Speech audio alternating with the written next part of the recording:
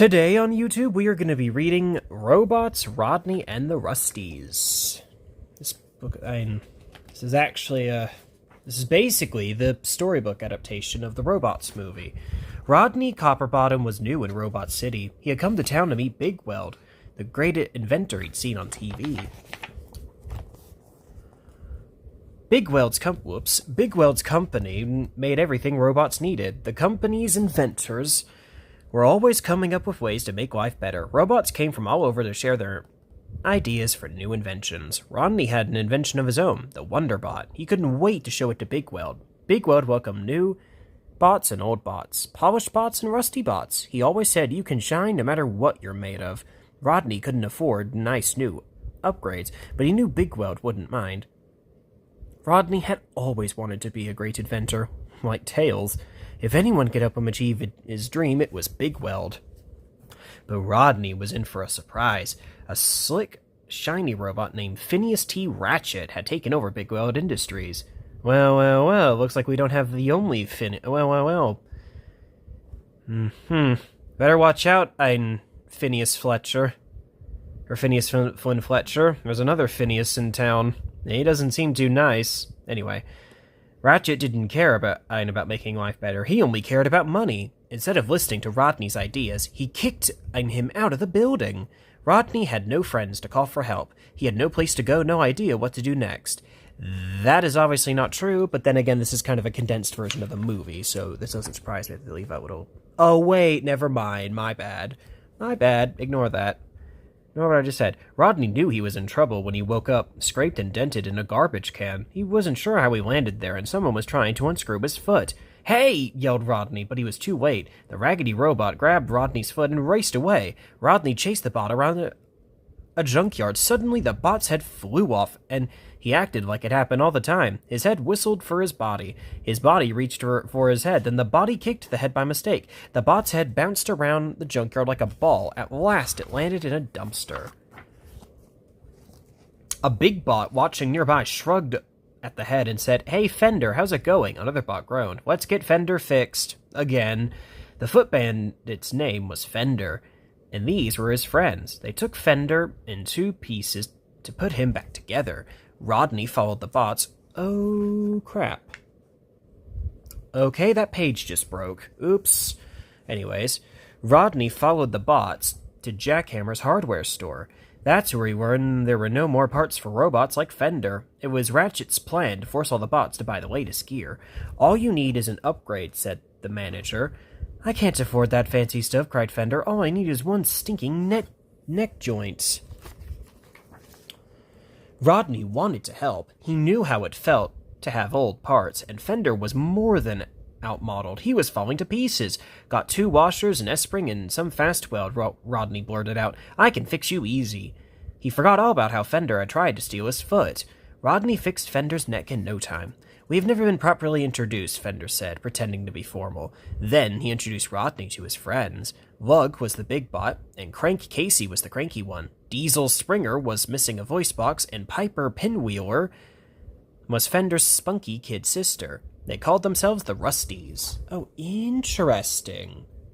Why wasn't that acknowledged in the movie? Anyway, they told Rodney that Big Weld had disappeared. The Rusties really missed him. He cared about bots like us, Piper said. Without Big Weld around, outmodes were in trouble. They were getting swept off the street and delivered to the chop shop. "Ew," said Crank, looking at the sinister sweeper. "Those things give me the creeps." Honestly, though, can't really blame them. Fender invited Rodney to stay with the Rusties at Aunt Fan's boarding house. Really? That's the name of that place? Okay, then. The place was cozy and the oil was good. The Rusties made Rodney feel right at home, but it didn't take Rodney long to figure out that Aunt Fan could be dangerous. A smart bot had to make sure he didn't get rear-ended. Okay, that's a funny joke. Fender's room was in a compartment on a giant wheel. It was also a big mess, but Rodney didn't care. Fender showed him how to do musical arm farts. Rodney had had a rough day, but now he couldn't stop laughing. Suddenly, he felt like he had a friend. I like that scene, actually. The sleepover scene. It's one of the few movies to actually acknowledge that in a world like this. Anyways, Rodney wanted to find Big Weld right away. But other bots in town were talking about Rodney. "That guy fixes bots," said one robot. "That kid can help you," said another. "You're about to get very popular," Fender told Rodney. Rodney could do something special. He could fix these robots, but he would need some help from his friends. Soon, Rodney realized he and the Rusties couldn't fix all the robots by themselves. They needed Big Weld to stop Ratchet. The Wonderbot found out about the Big Weld ball. Rodney and Fender put on disguises and snuck into the party. Big Weld wasn't there, but Ratchet was. Ratchet had heard that Rodney was fixing outmodes, and he was furious. "Take him for a drive," Ratchet hissed to his guards, "and bring me back his exact weight in paper clips."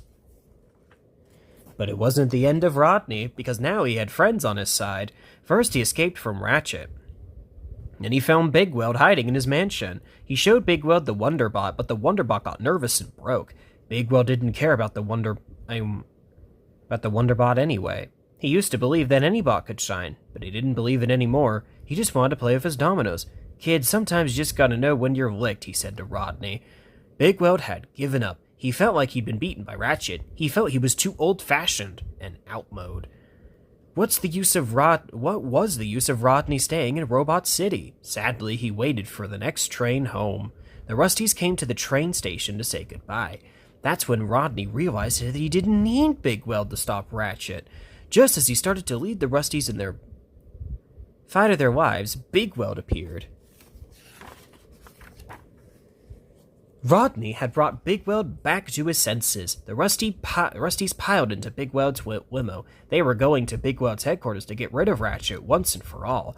Ratchet didn't give up easily, though. Rodney was sure they were doomed. He didn't count on Piper appearing with an army of outmodes. They fended off Ratchet's minions and exposed Ratchet for who he really was, an outmode, just like the Rusties.